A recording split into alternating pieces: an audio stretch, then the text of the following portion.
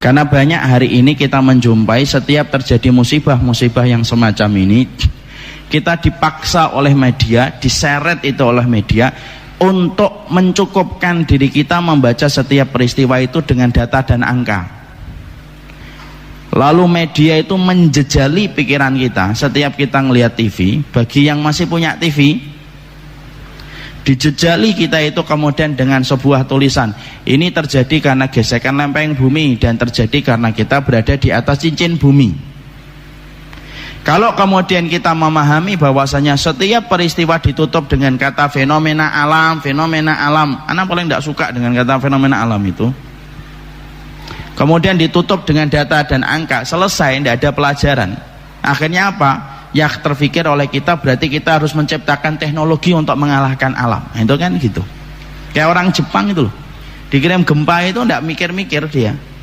Yang dipikirkan apa? Teknologi apa yang bisa mengalahkan gempa. Makanya dibuat bangunan ramah gempa. Kalau kemudian kita selalu berpikir bahwasanya setiap kejadian kita tidak menangkap ayat dan tanda yang Allah berikan dalam kehidupan kita, lalu kita mencukupkan diri kita dengan gesekan lempeng bumi dan cincin bumi ketika terjadi satu gempa, ya sudah, tidak ada pelajaran dan orang itu hina. Kenapa saya berani mengatakan orang semacam itu hina? Karena orang yang tidak mampu membaca ayat Allah itu lebih buruk daripada orang yang tidak mampu membaca aksara dan huruf. Antum kalau punya teman kok tidak bisa membaca, tidak bisa membedakan A sama B, antum mungkin berpikir dalam hati antum, kasihan betul ya orang ini tuh, A sama B, C sama D tidak ngerti cara membaca. Tapi ternyata kita ini tidak sadar ada orang yang lebih hina daripada orang yang tidak mampu untuk membaca aksara dan huruf, yaitu orang yang tidak mampu membaca setiap ayat yang Allah berikan dalam kehidupan. Padahal Allah itu kalau menciptakan dan memberikan satu kejadian itu tidak pernah lepas dari satu tujuan besar yang Allah ingin berikan dalam kehidupan kita.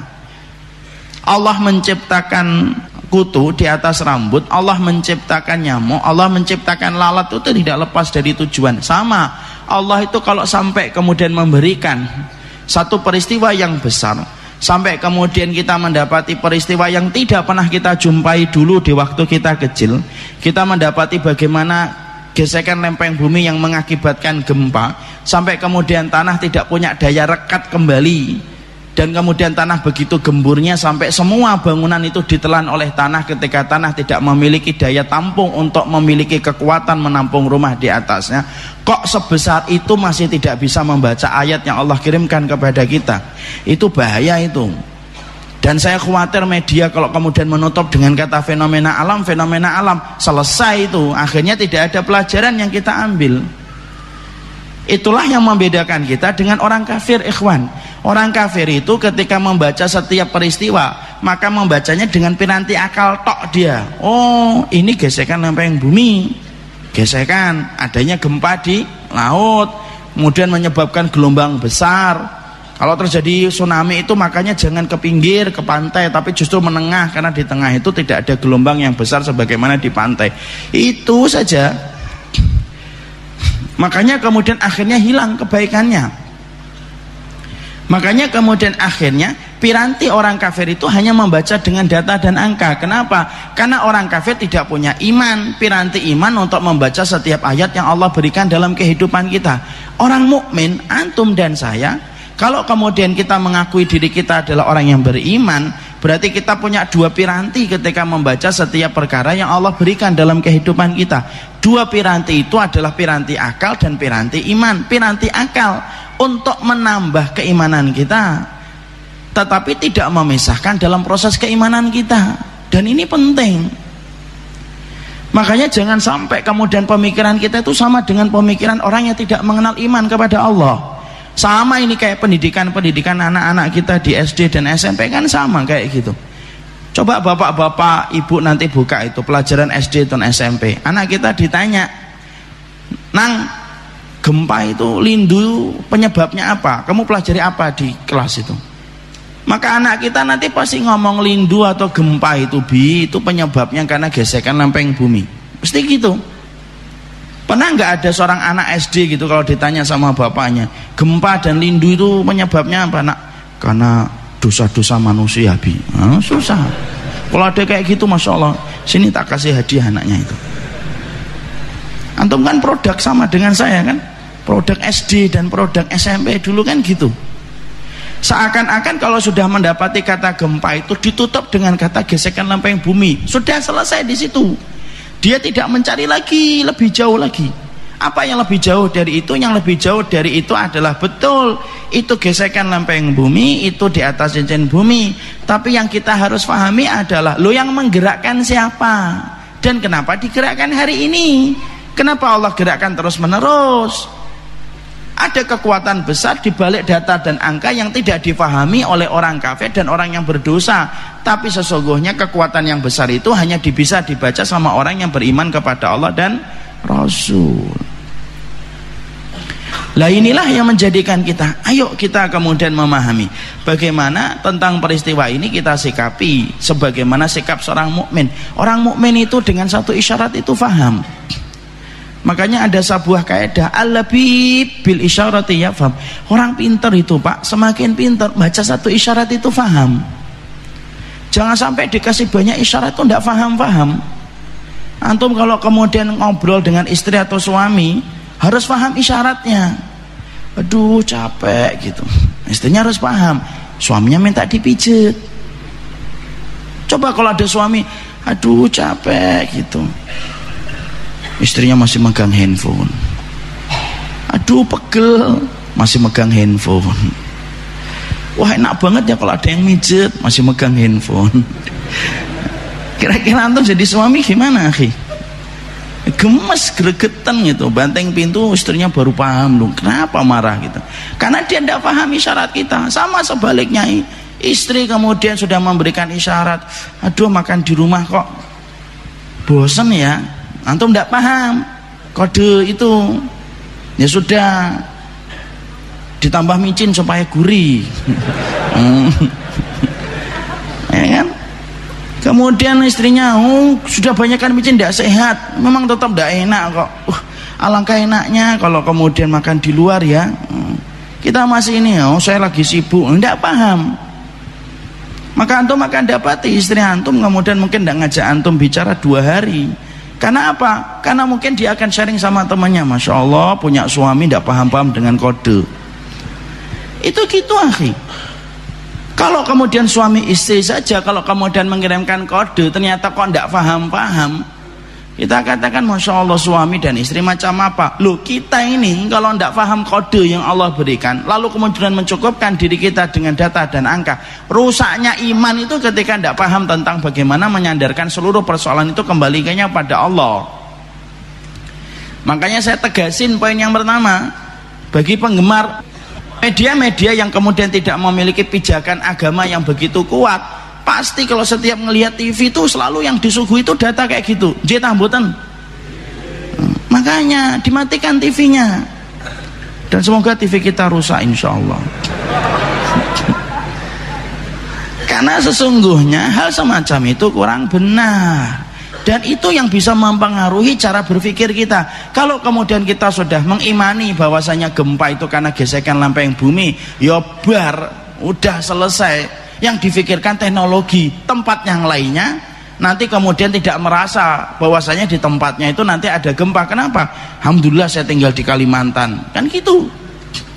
Ketika ditanya kenapa kamu tinggal di Kalimantan, mengucapkan alhamdulillah karena tempat saya tidak dilewati cincin bumi dan tidak ada lempengan buminya. Loh, merasa dia aman dari azabnya Allah.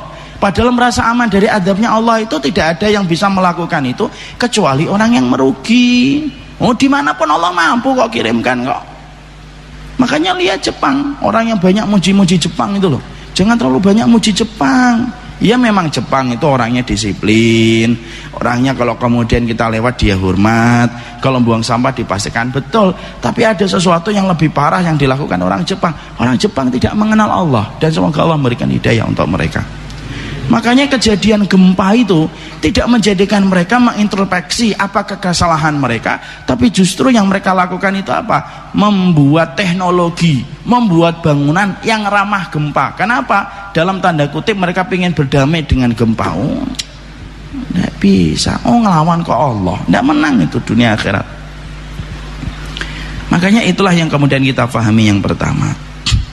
Yang kedua yang kita pahami sebelum kita kemudian persoalan ujian, musibah dan adab. Yang kedua yang harus kita pahami adalah sesungguhnya setiap perkara yang terjadi tidak pernah keluar dari rahmatnya Allah. Dan tidak ada kezaliman dalam setiap peristiwa yang Allah berikan dalam kehidupan kita. Artinya gini, nanti bisa jadi Pak, Ibu, beberapa hari kita akan melihat itu. Kita akan melihat berbagai macam tayangan video dan berbagai macam foto yang mana ketika kita mendapatinya dan melihatnya itu menyayat hati. Waduh, ada yang sudah 2 pekan gitu ditemukan dalam kondisi penuh dengan lumpur gitu. Kadang-kadang kita akan melihat ada binatang kucing yang sudah mati, matanya sampai celong, tidak ada lagi dagingnya. Itu peristiwa-peristiwa itu yang terekam dalam foto dan video, maka pastikan bahwasanya itu tidak pernah keluar dari sifat rahmatnya Allah dalam kehidupan seorang mukmin. Kenapa kita harus memiliki modal memahami poin yang kedua ini? Karena saya khawatir kalau saya nggak menjelaskan ini, saya dan bapak dan ibu nanti secara refleks akan berkata, kok kejam banget ya kelihatannya. Dan ini sudah sering terjadi. Orang-orang liberal itu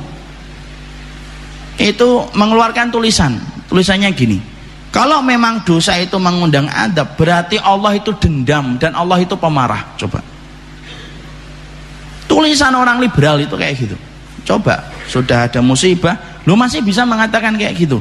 Lu kalau memang setiap dosa itu mengundang adab, berarti Allah pemarah dan Allah pendendam. Wallahi Allah, saya tuh ketika ini sesek dada saya baca. Makanya kemudian kita harus paham, apapun kejadian yang di atas muka bumi ini tidak pernah keluar dari sifat rahmatnya Allah dan tidak pernah keluar dari sifat adilnya Allah. Sehingga kemudian apapun nanti yang kita temukan, peristiwa yang menyedihkan, semua peristiwa itu menyayat hati dan mengiris hati. Bahkan sampai kita kadang-kadang tidak tega melihatnya karena saking begitu memilukan peristiwa-peristiwa itu yang terekam dalam foto dan video. Itu tidak keluar dari sifatnya rahmat Allah. Dan jangan pernah berprasangka buruk sama Allah. Wong berprasangka buruk sama manusia aja dosa, apalagi kok berprasangka buruk sama Allah. Allah itu zat yang tidak mau kemudian hambanya itu berprasangka buruk kepadanya. Makanya dosa besar berprasangka buruk sama Allah itu. Makanya setiap peristiwa itu tidak pernah keluar dari rahmatnya Allah. Kita saja yang terkadang memahami sesuatu dengan cara pandang kita yang sempit dan ilmu kita yang terbatas. Beda dengan ilmu yang Allah miliki yang tiada batas. Karena Allah itu rahmat. Dan jangan pernah meragukan bagaimana sifat rahmat Allah yang begitu besar. Saya ambilkan analogi. Seorang ibu itu sifat kasih sayang dia kepada anak itu begitu besar. Sepakat atau tidak sepakat bapak-bapak? Sepakat. Yang jomblo pasti nggak bisa jawab karena nggak punya istri. Maka kita sepakat bahwasanya seorang ibu itu rahmatnya besar dia kepada anaknya itu. Dia rela tidak tidur supaya anaknya tidur. Rela gendong anaknya yang demam semalaman itu rela. Supaya anaknya tenang gitu. Kalau bapaknya insya Allah tidur. Itu bapak. Bahkan seorang ibu itu kalau contoh yang paling jelas itu, kalau tiba-tiba di kantongnya itu cuma 15.000, kemudian anaknya minta ayam lamongan bu gitu, ya dibelikan itu ayam lamongan. Padahal saat itu ibunya juga pengen makan ayam. Ayamnya kira-kira dimakan sama ibunya atau dikasih ke anaknya? Kasih ke anak. Bapak-bapak nggak ada yang jawab. Anak ibunya rela makan apa? Sambal sama timun supaya anaknya makan ayam. Anaknya nanya, bu kok nggak makan ayam? Ndak, itu ibu lagi ndak pengen makan ayam. Walaupun setiap lihat anaknya makan ayam itu netes dia. Tapi dia rela makan timun supaya anaknya makan ayam. Itu ibu rahmatnya gede sama anak. Kenapa contohnya ibu Ustaz? Ya kalau bapak-bapak ndak gitu. Ayamnya satu ngomong separuh-separuh ya. Itu ayah. Kita sama Pak, insya Allah. Itu ayah, karena memang Allah memberikan rahmat kepada istrinya bapak, anak ibunya dari anak-anak, itu rahmatnya memang gede Pak. Makanya kemudian di situ kita menjumpai, kalau ibu saja rahmat yang begitu sempurna bagi anak, lo apalagi Allah gitu loh, yang menciptakan seluruh ibu di atas muka bumi ini semenjak Hawa sampai kemudian nanti wanita yang terakhir ketika melihat kiamat. Mungkin nggak ada makhluknya yang rahmat kemudian dat yang menciptakan makhluk itu ndak rahmat. Ya ndak mungkin. Kalau kita menuduh Allah itu dolim ini, lo terus yang ndak dolim siapa? Pak Demu, Bude. Loh, kalau Allah sudah kita katakan itu ini kok kelihatannya kok sangat kasihan banget gitu lah. Kok Allah tega ya, kok gini ya. Loh, kalau kita mengatakan gitu, berarti kemudian terus siapa yang kemudian rahmat dalam kehidupan kita kalau bukan Allah?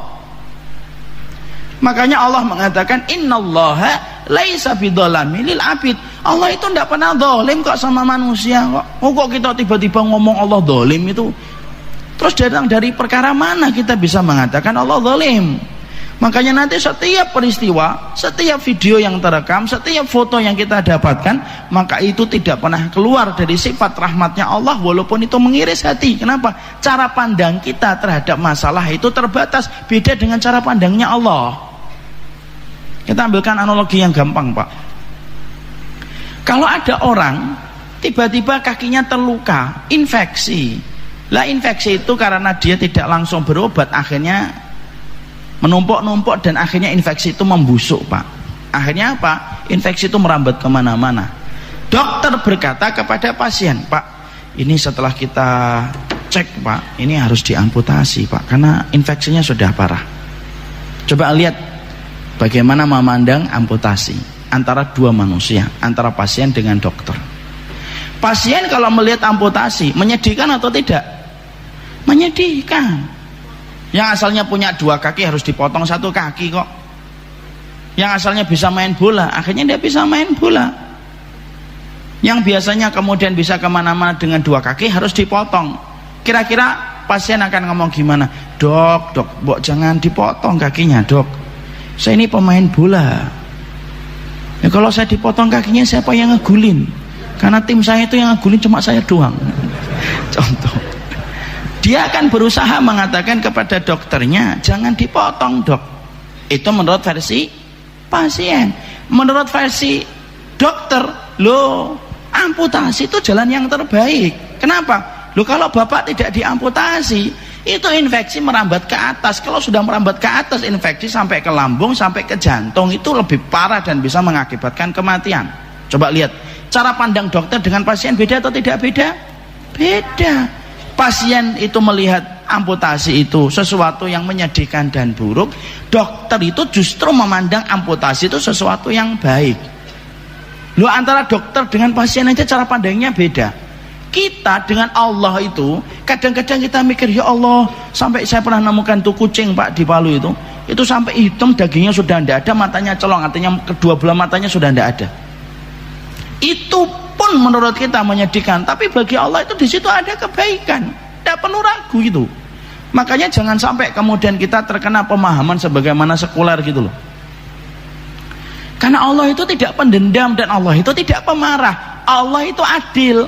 Kalau ada orang bermaksiat dihukum, itu sifat keadilan Allah. Sebagaimana kita kerja di sebuah kantor melakukan kesalahan berkali-kali, dikasih SP1, dikasih SP2, dikasih SP3, kok nggak memperbaiki dan mengevaluasi kesalahan, baru dipecat secara tidak terhormat. Itu kan fitrah. Dan itu kita harus pahami. Dan itu poin yang kedua, membaca peristiwa Lombok, Palu dan Donggala tidak pernah keluar dari lingkup sifat rahmat Allah yang begitu sempurna. Itu yang kedua. Yang ketiga yang kemudian harus kita pahami, kalau kita melihat kejadian musibah yang semacam ini, mari kita merujuk kepada Nabi Muhammad. Bagaimana Nabi ketika melihat peristiwa-peristiwa alam. Kenapa? Karena orang yang paling cerdas dalam kehidupan manusia itu siapa? Rasul, bukan Albert Einstein. Kata siapa sih itu? Itu produk Yahudi itu. Orang yang paling pintar bukan Newton, bukan Albert Einstein, tapi orang yang paling cerdas itu Nabi.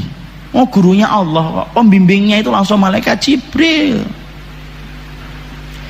Maka kita harus melihat kepada Nabi. Nabi itu kalau melihat peristiwa-peristiwa alam, Bagaimana sikapnya supaya dengan itu kita mampu untuk mengukur indikator kita bagaimana ketika kita melihat peristiwa-peristiwa alam. Nah sekarang saya buka itu dalam hadis, saya cari bagaimana sih Nabi kalau melihat peristiwa alam. Saya dapatkan hadis dalam riwayat Bukhari dari Aisyah radhiyallahu anha. Dalam satu riwayat Aisyah radhiyallahu anha kita menjumpai dan kita mendapati perkataan Rasulullah sallallahu alaihi wasallam, perkataan Aisyah. Nabi itu kalau kemudian beliau itu melihat awan itu hitam mendung, Nabi itu ketakutan di wajahnya. Dan betul-betul beliau khawatir. Kalau sudah melihat mendung hitam itu khawatir. Akbala wa adbara, masuk keluar beliau itu dari kamarnya itu, dari rumahnya Aisyah itu. Mana rumahnya Aisyah? Itu loh yang menjadi tempat kuburannya Rasulullah sekarang itu kamarnya Aisyah dan kamarnya Rasulullah. Akbala wa adbara gitu, ketakutan gitu. Sambil ngeliatin atas awan mendung, kemudian Rasulullah ketakutan gitu, naik keluar masuk turun ini. Sampai kemudian Aisyah itu merasa Masya Allah, kenapa Rasulullah ini khawatir? Ya Rasulullah, innan nasa idza ra'au ghaiman farihu raj'an bil matar. Ya Rasul, orang itu kalau melihat mendung itu senang ya Rasul. Kenapa? Karena sesungguhnya mendung itu berarti sebentar lagi hujan. Tapi kenapa engkau ketika melihat mendung itu dalam kondisi ketakutan ya Rasulullah? Kenapa engkau takut ya Rasul? Maka kemudian Rasulullah kemudian berkata kepada istrinya, la ya binti Siddiq, enggak gitu wahai putrinya Abu Bakar As-Siddiq, enggak gitu. Apakah setiap mendung itu berarti hujan? Kemudian Rasulullah membacakan ayat di dalam surat Al-Ahqaf. Falamma ra'ahu 'aridun mustaqbila awdiyatihim qalu hadza 'aridun mumtirna bal huwa masta'jaltum bih rihun fiha 'adzabun alim tudammiru kulla syai'in bi amri rabbiha fasbahu la yura ila masakinuhum kadzalika najzil qaumal mujrimin. Kemudian Rasulullah SAW itu kemudian membacakan surat Al-Ahqaf ayat 24-25. Apa yang dibacakan oleh Rasulullah? Artinya ketika kaum Ad, yaitu kaumnya Hud, mereka itu menantang Hud itu ketika mereka berkata segerakan itu azab. Maka ketika kaum Ad itu melihat mendung hitam itu yang ada mengiringi di langit itu, kaum Ad itu ngomong hadza aridum mumtirna. Wah, udah hitam mendungnya, entar lagi hujan. Kalau kita membuka dalam tafsirnya, orang-orang itu membuka baju sebagian itu, mereka akan menyambut hujan. Hadza aridum mumtirna. Allah berfirman, bal huwa mastajaltum bih rihun fi adzabun alim. Padahal itu bukan mendung hujan, itu azab yang Allah akan kirim, yang aku kirimkan kepada kalian, yang kalian meminta untuk disegerakan azab itu ketika kalian menantang Hud, sebuah angin yang memporak-porandakan seluruh bangsa. Kemudian Hud itu, seluruh bangsa Ad itu, lalu kemudian merusak semua kehidupan mereka dan mati, dan Allah tidak sisakan illa masakinuhum, yang Allah sisakan itu sisa-sisa bangunan atapnya. Itulah cara Allah ketika kemudian menimpakan hukuman kepada orang yang berani berdosa menantang Allah. Maka ketika mendengar ini, maka Aisyah itu langsung diem. Loh itu Rasul Pak, Masya Allah, ngelihat mendung, loh itu khawatir, tak ketakutan. Orang yang paling cerdas itu Nabi Pak, membaca setiap peristiwa dan ayat Allah itu orang yang paling cerdas Nabi. Nabi hanya ngelihat mendung saja kemudian dalam kondisi ketakutan. Itu menunjukkan apa? Luar biasanya Rasulullah itu. Makanya kalau hari ini misal dalam tanda kutip Rasul hidup bersama dengan kita Pak, ngelihat kejadian di Palu dan melihat peristiwa bagaimana tanah berjalan sampai tower-tower tinggi, bangunan-bangunan besar itu jalan, setelah jalan itu masuk ke tanah dan Allah tidak sisakan itu kecuali sisa-sisa saja dari pendian atapnya. Kira-kira Nabi terus membaca ayat itu terus kayak apa? Makanya kalau kita nggak melihat dan merujuk, mengembalikan referensi kita untuk membaca setiap tanda, tidak kita kembalikan kepada Nabi, ya selesai Pak nanti. Ya kita menganggapnya sudah. Kemudian ketika pas baru terjadi anget-angetnya, maka kemudian kita sedih. Tapi setelah beberapa hari hilang Pak. Dan itulah yang menjadikan kita akhirnya paham kenapa kita tidak pernah mendapatkan pelajaran dari Nabi. Bagaimana Nabi ketika membaca peristiwa-peristiwa alam yang terjadi itu, karena di situ kita akhirnya paham, di situ kita ngerti kita ini terlalu sekuler hidupnya. Dan salah satu indikator sekulernya kita dalam hidup itu apa? Membaca setiap ayat tidak dikembalikan kepada Nabi ketika membaca setiap tanda. Nah, itu sekulernya kita tuh kayak gitu. Dan itu yang berbahaya kalau kemudian kita kayak gitu. Makanya pendidikan sekuler ini, Masya Allah, moga-moga dengan dakwah nanti orang itu akan terkikis ke pendidikan sekuler ini. Kita ini dapetin rahmat dari Allah, dapetin nikmat dari Allah. Lu kok malah memisahkan agama dalam kehidupan dan kita menjadi sekuler tanpa kita sadari? Itu ayat Allah itu dikirimkan contohnya Nabi, Pak. Coba Pak, Nabi ngeliat mendung ketakutan, Pak. Dan itu wallah susah, Pak. Ngikutin sunnah itu tidak gampang. Ngelihat mendung aja takut Rasulullah itu. Padahal kita menanamkan takut melihat mendung itu susah, Pak. Kita kan rata-rata kalau lihat mendung itu kemudian senang. Tapi itulah yang terjadi. Makanya kemudian itu yang menjadikan kita, berarti kita harus membaca setiap peristiwa itu sebagaimana peristiwa yang kemudian dilihat oleh Rasul, supaya kita punya rasa takut. Baru ngelihat mendung sudah takut, apalagi ngelihat sesuatu yang kemudian terjadi. Makanya kita nanti membaca setiap peristiwa itu harus punya ketakutan. Apa bedanya takut kita kepada Allah dengan takut kita kepada manusia? Ya beda. Takutnya kita kepada manusia menjadikan kita jauh dari manusia itu. Takutnya kita kepada Allah menjadikan kita semakin dekat kepada Allah. Orang yang takut sama Allah pasti tobat. Orang yang takut sama Allah pasti tahajud. Orang yang takut sama Allah pasti kemudian menutup aurat. Orang yang takut sama Allah tidak mungkin homo. Orang yang takut sama Allah tidak mungkin lesbian. Orang yang takut sama Allah tidak mungkin mengambil sesuatu yang bukan haknya. Kenapa? Takutnya kita kepada Allah itu justru mendekat kepadanya. Ya, itu yang ketiga. Yang keempat, yaitu adalah kita harus paham, tidak semua dosa, tidak semua kemaksiatan itu diazab oleh Allah di dunia.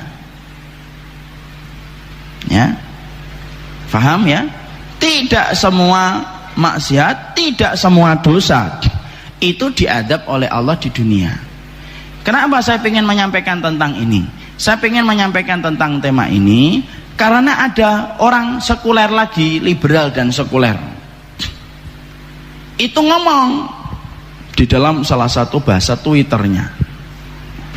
Maka di salah satu tulisan Twitternya itu dia berkata, kalau memang homo dan lesbian itu mengundang adab, kata dia, kenapa negara-negara di Eropa yang melegalkan homo dan lesbian itu kemudian mereka itu baik-baik saja, infrastrukturnya tambah pesat, tingkat kemakmuran penduduknya per kapita penduduknya semakin besar? Itu kenapa? Makanya dia berkata, oh buah penyebab adab itu memang fenomena alam, bukan karena dosa.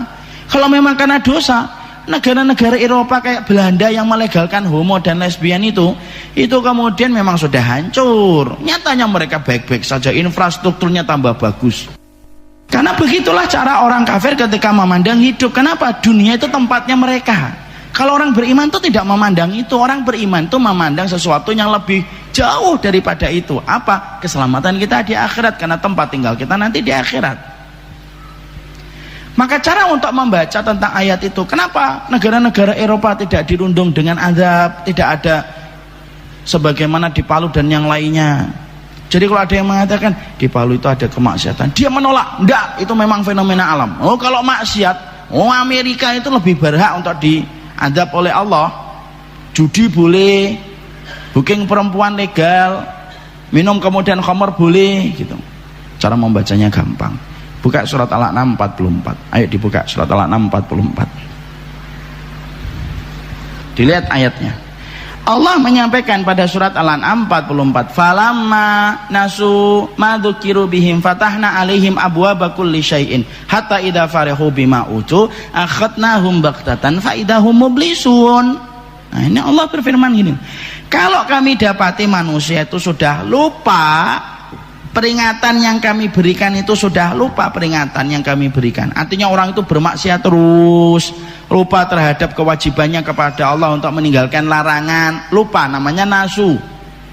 Apa yang Allah kemudian timpakan untuk mereka? Adab. Allah tidak ngomong adab di ayat ini. Allah menyampaikan, kalau kami dapati manusia itu sudah lupa terhadap peringatan yang kami berikan, fatahna, kami buka. Apa yang dibuka? Abwaba kulli syai'in, semua kesenangan duniawi sebelum mereka dulu mendapatkan, setelah bermaksiat justru malah dapat semua fasilitas dunia. Senang-senang mereka. Sampai ketika mereka mendapatkan kenikmatan duniawi yang dibuka jor-joran itu sama Allah, mereka tambah lupa dan amnesia terhadap dosa dan kemaksiatan yang mereka lakukan. Orang itu kalau biasanya dapat harta banyak itu kan cenderung amnesia, Pak. Senang-senang hatta idza farihu, sampai ketika mereka tenggelam dalam semua kesenangan itu, akhadnahum baktatan, diambil nyawa mereka tiba-tiba, fa idahum mublisun, kemudian mereka terhenyak balik kepada Allah. Itu loh jawabannya di situ tuh. Kenapa kemudian tidak semua dosa itu langsung diadab di dunia? Kenapa? Ada adab, Pak, yang ditakhir oleh Allah, tidak dikasih di dunia tapi dikasihnya di akhirat, tapi itu 2 kali lipat. Adab di akhirat kok dilawan, adab di dunia aja seperti itu kok. Padahal adab di dunia itu tidak pernah menyamai adab akhirat, Pak. Makanya kalau ada satu bangsa, satu komunitas, satu kampung melakukan maksiat, kok justru tidak mendapatkan peringatan dan musibah, tapi justru semakin bagus itu infrastrukturnya, tingkat per kapita penduduknya semakin tinggi, itu malah berbahaya, Pak. Kenapa? Dia akan semakin lupa dan semakin lupa terhadap dosa dan kemaksiatan yang telah dia lakukan. Coba, Pak, itu jawaban, Pak, dari pertanyaan kita. Kenapa ya Ustadz ada tukang bakso yang datang ke dukun, pulang dari dukun rame baksonya? Padahal ada teman saya tidak pernah datang ke dukun jualan bakso, tidak laku-laku. Itu jawabannya bukan karena Allah ridho sama yang datang ke dukun, itu justru karena Allah itu mendapati orang ini sudah lupa. Akhirnya apa? Dibuka pintu kesenangannya. Akhirnya apa? Semakin lupa, Pak, dan tidak tahu bahwasanya datang ke dukun itu syirik. Syirik. Saya tuh alhamdulillah barokah kok hidupnya sekarang. Mobil saya 3, motor 6, itu rumah atau Gojek, Pak. Maka kemudian dia menyangka dengan harta yang banyak itu kemudian menjadi tanda barokah hidupnya, padahal salah. Itulah kemudian jawaban dari pertanyaan kita. Saya punya teman tidak pernah sholat, Ustaz, minum terus, sudah punya istri tapi zina tiap malam, tapi kaya raya itu. Jangan ditiru, kalau gitu, kalau pengen kaya itu tidak usah sholat ya Ustaz. Enggak gitu. Tapi itu yang kita baca di dalam surat Al-An'am 44, disitulah kita paham. Itu karena Allah itu justru apa? Mentakhir adab untuk mereka supaya mereka mendapatkan adab 2 kali lipat di akhirat, dan itu jauh lebih berat, Pak. Orang kalau kemudian melakukan maksiat, kok kemudian dia tidak apa-apa, itu jauh lebih bahaya. Contoh nih, kita ambilkan contoh. Kita punya teman, Pak, 2 orang, Pak. Yang satu, dua-duanya pernah minum khamr, alkohol. Kalau bahasa sini apa? Ciu. Kalau bahasa saya congyang. Dia minum itu, kemudian ada yang minum. Ini contoh minum teh. Insyaallah enak tehnya. Maka kemudian ada teman kita minum itu, baru 2 teguk saja muntah-muntah dia 3 ember. Padahal minumnya 2 teguk, muntah-muntahnya 3 ember. Ada teman kita yang kedua, ndak usah nanti ngomong itu saya Ustaz, ndak usah gitu, udah. Ada teman kita yang kedua itu kalau kemudian dia minum khamr sampai 10 botol ndak mabuk dan tidak muntah. Kira-kira yang bahaya yang pertama atau yang kedua, Pak? Yang kedua. Kalau yang pertama habis mabuk muntah 3 ember, malam berikutnya kita ajak, yuk ngombe lagi yuk. Musyora undi lagi seteguk 2 teguk muntah 3 ember. Ngeluh 2 dino, ora kerja petang dino. Dia mikir-mikir Pak, nggak mau lagi dia minum khamr. Kenapa? Dia kemudian langsung muntah Pak. Yang bahaya itu yang kedua, minum nggak mabuk, tiap malam mabuk. Di akhirnya kalau ditanya, "Wenti kok mabuk aja tiap malam?" Ya, alhamdulillah saya nggak pernah muntah-muntah. Loh Pak, masih bisa ngomong alhamdulillah. Bahaya atau nggak bahaya? Oh, bahaya itu yang kedua kayak gini loh. Makanya kalau ada orang makan riba, saya makan riba enggak apa-apa, Ustaz, istri saya baik-baik aja, anak-anak saya juga baik-baik aja. Itu yang malah bahaya itu kalau kayak gitu. Kenapa? Karena Allah kemudian memang membukakan gitu. Dan itulah jawaban dari orang liberal tadi itu loh. Orang yang enggak punya iman itu ngomong, mana itu kemudian yang menyebabkan adab itu bukan homo dan lesbian. Itu memang fenomena alam. Nah, itu kan gitu tuh kan. Ini harus kemudian kita harus sampaikan ini supaya disinilah kita ngerti. Oh, berarti kita di situ mendapati tidak semua perkara kemaksiatan itu diadab. Jadi kalau nanti antum melihat ada orang kok melakukan dosa, kok tidak mendapatkan hukuman, itu tidak menjadikan dosanya itu halal. Saya punya teman Ustaz, bahwasanya katanya zina itu nanti mendatangkan mandorot. Itu teman saya tiap malam zina, enggak apa-apa itu. HIV juga enggak kena. Sehat aja, bahkan kalau lari lebih kenceng dia daripada saya. Jangan-jangan zina boleh Ustaz. Nah, itu kan rusak Pak, istidlal cara berpikir semacam itu tuh rusak. Kita lupa dengan surat Al-An'am 44. Jadi nanti kalau ada teman bapak ngomong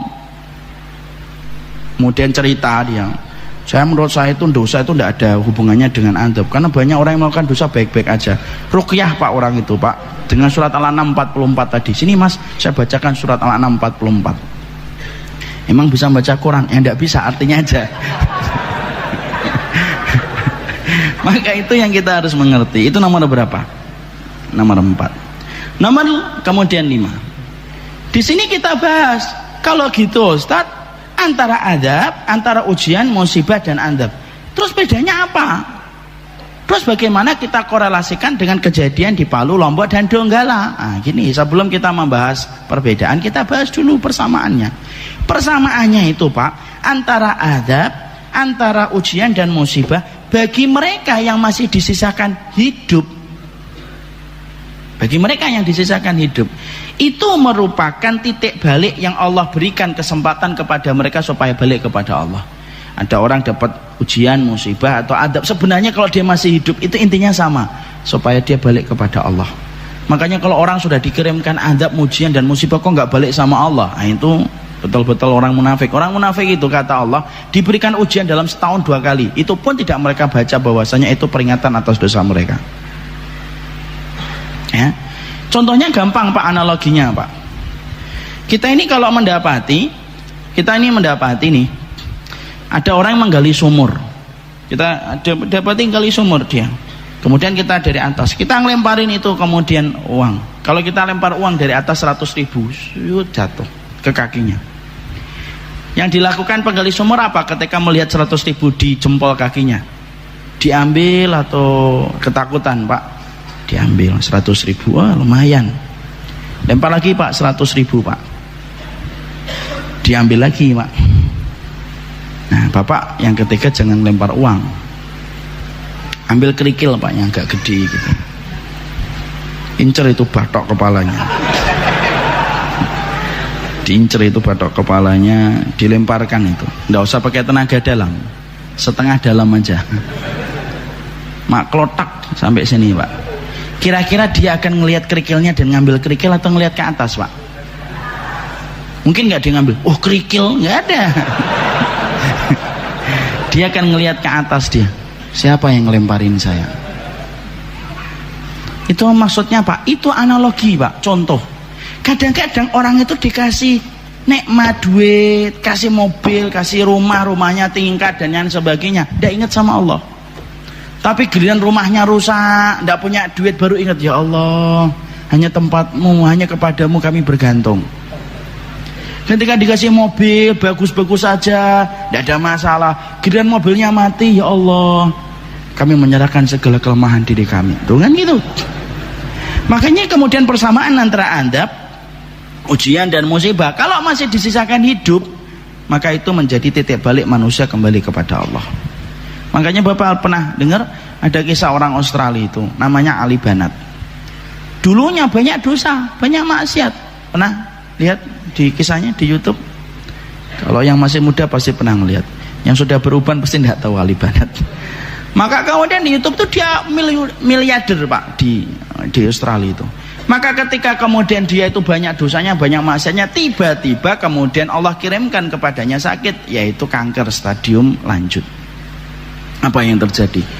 Dia ngakuin dosanya Pak, berarti itu merupakan azab. Ngakuin dosanya dan berbagai macam kemaksiatan yang dia lakukan. Tapi dari itu akhirnya dia mengganti kompas hidupnya, diganti itu kemudian menuju kepada arah surga. Dia bertobat total Pak. Semua hartanya yang dipakai untuk kemudian foya-foya dipakai untuk membantu para fuqara yang ada di Afrika, membangun rumah, membangun masjid, membangun kemudian sekolahan Pak. Sampai akhirnya beliau meninggal dunia. Itu azab tapi kemudian menyebabkan dia balik. Berapa banyak Pak orang yang terkena HIV setelah dia berzina, setelah itu tobat betul. Dia pakai jilbab, zikir tiap waktu, menangis tiap malam Pak. Kenapa? Azab, ujian dan musibah itu intinya memiliki kesamaan, yaitu mengarahkan manusia untuk kembali kepada Allah. Itu persamaannya. Sekarang kita bahas perbedaannya apa Ustaz? Nah, kita bahas dulu. Kita bagi dua Pak, ujian dan musibah dan azab. Perbedaannya, ujian dan musibah itu sama setali tiga uang, tetapi memiliki sedikit perbedaan. Perbedaannya itu apa? Kalau ujian itu pada sesuatu yang sifatnya bisa menyenangkan, tapi ujian. Makanya kata ujian itu di dalam bahasa hadis disebut dengan bala. Bala itu kalau kita membuka di dalam Mu'jam kamus itu ada tiga makna. Nikmat itu ujian, kemudian cobaan, ibtila, kemudian yang ketiga makruh, sesuatu yang dibenci oleh jiwa kita. Itu ujian Pak. Makanya ujian itu tidak selalu menyedihkan kalau konteksnya ujian.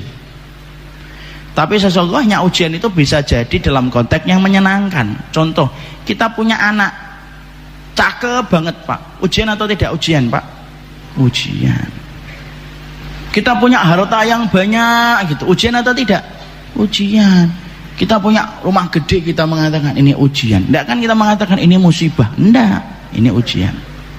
Kita punya istri cakep banget, itu ujian atau musibah? Ujian. Ini kan ujian itu. Jangan ngomong kamu itu musibah bagi saya. Oh bapak nggak dimasakin itu 4 hari.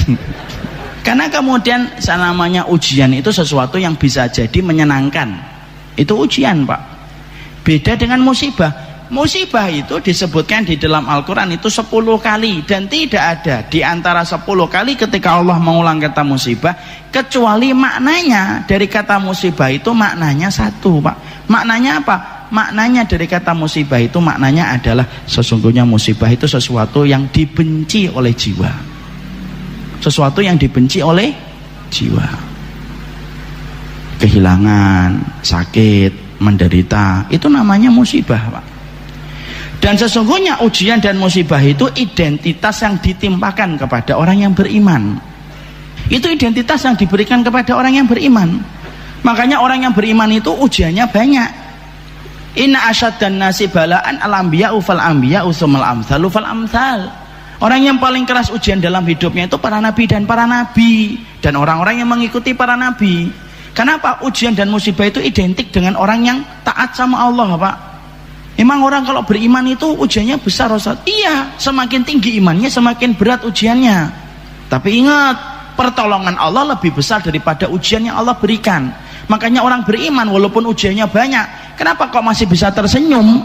Karena pertolongan Allah lebih besar daripada ujian yang dia dapatkan. Nah itu cara memahaminya, jangan sampai salah. Sampai nanti ada yang nanya, emang orang beriman tuh ujiannya berat Ustaz? Iya. Ya sudahlah, saya tidak usah beriman banget lah. Tidak beriman banget ya rugi. Makanya orang kalau tidak beriman Pak, ujiannya ringan Pak, tapi tidak ada pertolongan. Makanya walaupun ringan, sesek dadanya, makanya mati bunuh diri. Hanya gara-gara putus cinta mati bunuh diri. Ya kan, ngelamar ahwat ditolak, buat curhat 2 tahun statusnya tentang itu terus, karena tidak punya pertolongan dia. Makanya Bapak lihat itu, apa negara yang paling tinggi itu mati bunuh diri? bukan di Palestina, bukan di Suriah. Padahal dua negara itu paling layak untuk dijadikan alasan penduduknya untuk mati bunuh diri. Kenapa? Tingkat hidup sulit di sana, makan susah, kemudian diancam dengan serangan tiap waktu. Tapi malah mereka itu kemudian tidak ada yang mati bunuh diri, Pak. Mana yang paling banyak mati bunuh diri? Jepang sama Korea. Padahal Masya Allah ya, Jepang sama Korea itu sudah maju, Pak. Infrastrukturnya bagus. Loh, sampai kemudian 2/3 negara Korea itu sudah pakai wifi gratis kalau tidak salah saya baca. Bapak bisa bayangin 2/3 penduduknya, wilayahnya itu sudah pakai wifi gratis. Kalau bapak pakai wifi itu kan harus ke kafe dulu, mesen akses teh, kemudian minta password. itu kemudian di Korea itu sampai setinggi itu. Tapi mati bunuh dirinya tinggi, Pak. Kenapa? Karena mereka nggak beriman. Makanya kemudian dikit-dikit operasi plastik gitu lah. Makanya kok masih menjadikan Korea jadi kiblat dan trendsetter tuh yang dilihat itu apanya gitu loh. Mereka hidungnya bengkok dikit, operasi plastik. Matanya kurang belok, operasi plastik. Kulitnya hitam dikit, nangis. Kemudian beli cat gitu ya, putih gitu. Kalau orang tidak beriman tuh kan gitu, Pak. Makanya iklan kita itu Masya Allah, iklan kita itu diisi apa? Sampo sama pemutih, Pak. Itu sebenarnya iklan itu nyudutin kita, nuduh masyarakat Indonesia itu apa? Ketombean dan hitam-hitam. Kan gitu, Pak, iklan. Coba Bapak kalau lihat iklan di TV, bagi yang punya TV loh ya, sekali lihat iklan sampo, sekali lihat pemutih. Pengen terlihat wajah 20 walaupun umur 60, nih pakai pemutih nih. Itu kayak gitu, Pak. Makanya orang yang beriman itu ujiannya berat tapi pertolongan Allah lebih besar. Makanya orang beriman itu mendapatkan ujian dan musibah. Ya. Kenapa orang beriman itu ujiannya berat, Ustaz? Loh, Allah itu menjadikan orang yang beriman itu ujiannya berat supaya orang beriman itu tidak terkena penyakit wahan. Apa itu wahan? Hubbud dunia wa karahiyatul maut, cinta dunia dan takut mati. Itu yang pengen Allah berikan. Kalau kemudian kita apa orang beriman, ini ibaratnya orang beriman. Maaf, ini orang beriman. Ini gelas misalkan. Itu dikocok-kocok terus oleh Allah itu. Kenapa? Supaya dia tidak jatuh cinta sama dunia, Pak. Karena jatuh cinta sama dunia itu apa? Ra'su kulli khoti'atin. Lu pangkal dari semua keburukan itu kalau kita sudah jatuh cinta sama dunia, Pak. Laki-laki saja kalau sudah jatuh cinta itu susah dikasih nasihat. Apalagi jatuh cinta sama dunia. Coba antum lihat kalau nasihatin adik antum kalau lagi jatuh cinta itu. Mau ngomong berbusa-busa juga nggak masuk itu kemudian telinganya. Itu yang kamu senengin itu orang yang tidak pakai jilbab, hitam lagi. Dia akan ngomong, nggak apa-apa yang penting manis, kan gitu. Nanti manisnya hilang tinggal hitamnya, nggak apa-apa yang penting orangnya pinter, kan gitu. Kenapa? Ngasih nasihat orang itu ketika jatuh cinta itu susah, Pak. Lu jatuh cinta sama perempuan aja susah ngasih nasihat, apalagi orang yang jatuh cinta sama dunia. Makanya orang beriman dikasih ujian terus oleh Allah. Kenapa, Ustaz? Loh, supaya saya dan antum, Pak, dikasih ujian sama Allah itu supaya kita tidak cinta sama dunia, karena dunia tempat kita meninggal dan bukan tempat untuk tinggal. Lah kalau kita jarang diuji, seneng kebangetan sama dunia, akhirnya apa? Takut mati. Allah itu nguji kita kalau kita beriman itu supaya kita tidak jatuh cinta sama dunia. Itu ujian dan musibah, identitasnya orang beriman. Kalau adab itu terus siapa, Ustaz? Adab itu identitas yang diberikan kepada orang kafir karena kemaksiatan mereka dan kemungkaran mereka, dikasih adab sama Allah. Adab itu dua, adab istisal, adab yang Allah matikan semuanya tidak disisakan, dan adab itu sudah tidak ada setelah adanya Nabi.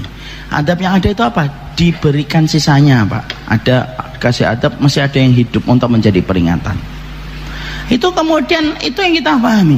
Makanya di situ maaf ya, kalau kita korelasikan kejadian di Palu, Lombok, maka bisa jadi ada dua orang yang diketemukan oleh relawan. Yang satu bisa jadi ini adalah orang soleh, yang satu adalah orang yang berdosa besar. Misal nih, yang satunya ada nggak? Saya tanya, Pak, kejadian Palu ada nggak orang soleh yang ikut meninggal, Pak? Ada yang nyari sedang gempa, dikomong, ayo ukhti kita keluar ini gempa, dia nyari jilbab sama cadarnya, Pak. ketika masih nyari jilbab dan cadarnya, dia meninggal dunia ketika tertimpa bangunan. Saya baca itu seorang santriwati hafal 30 juz Pak. Kalau Bapak kan 3 surat yang terakhir, beliau 30 juz. Ini 30 juz. Solih atau tidak solih? Solih. Kita mendapati pula ada orang yang kemudian azan gitu, terjadi gempa, kemudian teman-temannya azan gempa gitu, saya selesaikan azan, loh belum selesai azannya sudah tertimpa bangunan. Kalau ada orang solih Pak, kemudian dia meninggal, maka itu ujian baginya. Maka boleh kalau kita bayangkan Pak, semenjak gelombang itu datang, kan itu hitam Pak. Kalau kita lihat gelombang air laut kalau sudah menuju ke daratan itu jadinya hitam Pak, campur tanah, campur lumpur Pak. Kemudian gelombang itu datang nyeret dia tanpa dia bisa menahan gelombang itu saking besarnya. Kemudian dia naik turun di dipermainkan oleh gelombang itu sampai tidak bisa napas Pak. Sampai hitamnya air itu masuk ke matanya, masuk ke telinganya kan gitu Pak. Kalau kita bayangkan tuh kan gitu. Kalau Bapak lihat videonya kan gitu. Kita bayangkan tuh gimana ketika diterjang sama air itu. Dia sampai tidak bisa nafas Pak. Sekalinya nafas dia harus meneguk air. Air itu kemudian langsung masuk ke paru-parunya Pak. Jadi hitam itu. Makanya rata-rata orang kalau kena korban tsunami itu hitam semuanya Pak. Matanya hitam, telinganya hitam, kemudian sampai kuku-kukunya jadi hitam Pak. Maka semua itu masih ditambah dengan benturan tembok yang ikut terseret, benturan papan yang di dalamnya ada paku, mantem itu ke sini, ngantem ke sini. Makanya rata-rata sampai perut mereka besar karena banyaknya air yang mereka minum, belum dihantam dengan tembok dan yang lainnya. Semua proses itu, kalau dia adalah orang yang beriman sebelum kejadian itu, semua proses sakit yang dia rasakan sampai dia meninggal dunia, maka itu adalah ujian untuk menggugurkan dosanya supaya ringan ketika balik kepada Allah. Tapi bisa jadi ada nggak orang yang di sono kemudian melakukan dosa Pak? Ada. Bahkan kita tidak menutup katanya, wallahu alam bisawab, benar atau tidak benar itu. Ada yang kejadian sebelum gempa itu, ada beberapa grup orang-orang Palu itu yang mereka terindikasi homo sampai membernya itu sampai sudah 1000 lebih. Atau ada yang memberikan sesajen kepada lautan. Dan itu merupakan bagian dari acara yang kemudian merupakan kesyirikan. Ketika dia melakukan dosa, kemudian diterjang dengan kemudian gelombang itu ketika naik ke darat, sampai sama dihantam batu, dihantam tembok, kemudian dia nggak bisa nafas, semua rasa sakit yang dia dapatkan kalau sebelumnya dia pelaku dosa dan kemaksiatan, kesyirikan, semua rasa sakit itu adab Pak, belum lagi adab nanti di akhirat. Nah itu beda. Makanya cara kita menyikapinya gitu. Tidak bisa kita langsung ngomong ini gara-gara azab. Iya. Tapi tidak semuanya. Ini gara-gara kemudian ujian kalian. Betul, tapi tidak semuanya.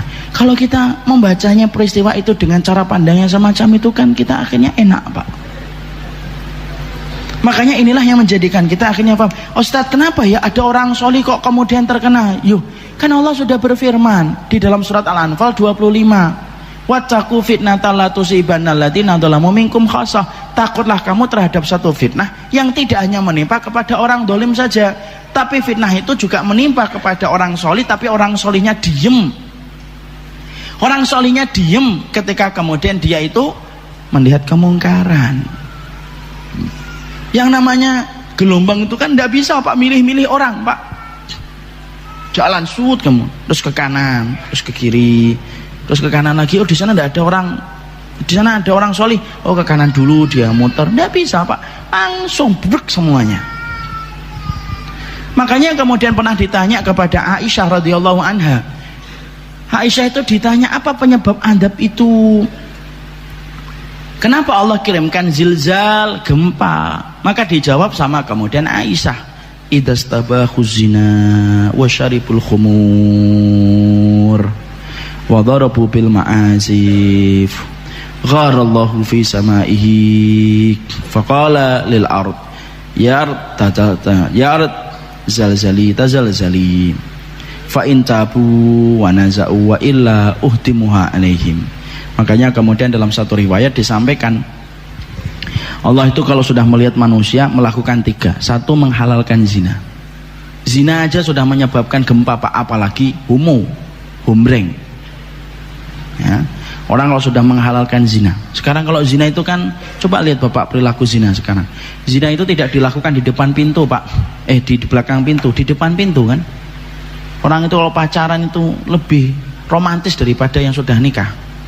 Kalau pegangan itu kenceng banget itu. Padahal suami istri kalau naik motor biasa aja. Apalagi kalau lagi bertengkar. Dikasih helm sama kemudian tas. Karena kemudian apa? Zina itu sudah merebak di mana-mana. Kemudian orang sudah minum khamr. Kemudian mereka sudah tenggelam dengan permainan musik. Maka kemudian akhirnya apa? Kemudian akhirnya Allah itu cemburu di atas langit dan berkata kepada bumi, bumi bergeraklah kamu sedikit. Nanti kalau kamu sudah bergerak, fa'in tabu wa nazau. Kalau sudah kemudian bertobat, stop. Kalau enggak, habiskan semuanya. Makanya kalau sudah kejadian kayak gini, kok kita nggak tobat nasional Pak, nggak tobat bareng-bareng Pak, masih aja disikapi dengan data dan angka dan fenomena alam Pak. Rusak Pak kehidupan kita sebagai orang yang beriman. Kita ini buta apa sama ayat-ayat Allah ini. Makanya kejadian ini, maka kalau kemudian ini dikatakan dalam satu riwayat dari Abu Hurairah, kata Rasulullah, hadisnya panjang, itu sampai beliau mengatakan, kalau ada sampai orang kok dikirimkan kemudian berbagai macam peringatan dari Allah, salah satunya gempa, kok tidak menjadikan mereka bertaubat kembali kepada Allah, Allah akan kirimkan gempa terus menerus. Allah akan kirimkan gempa terus menerus. Dan sesungguhnya gempa itu apa? Sebagaimana kalung mutiara yang terputus. Bapak kalau ngelihat mutiara kalungnya, kemudian benangnya itu, atau kemudian benangnya itu putus Pak, mutiara jatuhnya cepat atau tidak cepat? Cepat. Yat ba'duha ba'do, maka jatuhnya satu mutiara disusul langsung dengan mutiara berikutnya Pak. Dan itu yang saya khawatirkan Pak. Makanya saat ketika kita masih bantu Lombok, kita masih mengkoordinir untuk kita membantu Lombok, kita kirim berapa ke sana, kita masih bantu yang bisa kita lakukan di sana. Kok tiba-tiba Palu kayak gitu, saya tuh langsung Masya Allah, kenapa ya? Saya buka Pak kitab Pak, saya cari hadisnya tentang semua masalah gempa itu. Lu ketemu Pak hadisnya dalam riwayat Abu Hurairah. Lu kalau manusia sudah dikirimkan gempa satu tempat, kok tidak menjadikan mereka bertaubat dan kembali sama Allah? Maka Allah akan jadikan gempa itu sebagaimana kalau mutiara yang putus, maka setiap satu gempa disusul dengan gempa-gempa berikutnya. Lu Palu dan Donggala belum selesai Pak, tiba-tiba kita mendapati Situ Bondo kemarin gempa kan? Sampai kemudian dirasakan di beberapa daerah. Kenapa kayak gitu ya Ustaz? Karena Allah itu berkehendak atas segala sesuatu, dan jangan pernah merasa aman dari makarnya Allah kalau kita sudah berbuat dosa. Nah itulah yang menjadikan kita akhirnya paham. Moga-moga kita memperbanyak taubat, istighfar kita kepada Allah. Semoga kita menjadi manusia yang cepat membaca ayat-ayat Allah. Kita bertobat, minta kepada Allah. Karena kejadian ini Pak, terus terang Pak, demi Allah saya itu khawatir Pak. Habis kejadian di Lombok itu, Palu itu, saya tuh setiap mau keluar tuh khawatir gitu. Yang saya khawatirkan itu, saya ketika dakwah itu gimana keluarga saya, istri saya, bapak saya, kalau tiba-tiba ada gempa. Kenapa? Orang yang selalu was-was dengan adab Allah itu merupakan salah satu di antara hal untuk menunjukkan keimanan kita kepada Allah. Semoga Allah memberikan kebaikan atas apa yang kita pelajari, dan semoga Allah memberikan keberkahan insyaallah. Disinilah 5 perkara yang kita sampaikan. Semoga Allah memberikan petunjuk dalam kehidupan kita. Semoga kita menjadi bangsa yang pandai membaca setiap ayat yang Allah berikan dalam kehidupan kita. Ini yang dapat saya sampaikan dalam pertemuan kali ini. Semoga Allah memberkahi kita. Ini yang dapat saya sampaikan. Subhanakallahumma wa bihamdika asyhadu an la ilaha illa anta astaghfiruka wa atubu ilaika. Assalamualaikum warahmatullahi wabarakatuh.